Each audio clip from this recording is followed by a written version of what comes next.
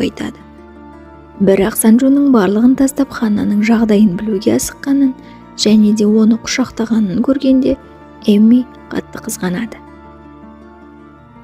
Ханнаның Пак Чонмен атты ең жақын құрбысы бар. Ол осы компанияда бэк-вокалистердің бірі болып жұмыс істейді. Түскі ас кезінде құрбысы оған Санжунға байланысты босқа үміттенбеуін және де Санжунның оған тек қана қамқорлық көрсеткенін айтады.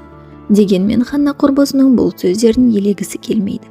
Ханна алғашқы махаббаты өте ауыр болғанын есіне түсіреді.